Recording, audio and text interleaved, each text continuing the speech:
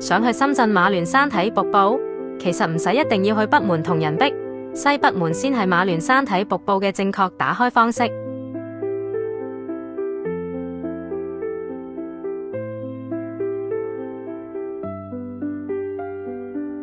一路上唔只有超多壯觀瀑布，仲可以搭帳篷、露營、野餐、乘涼避暑，帶小朋友掃溪玩水都得。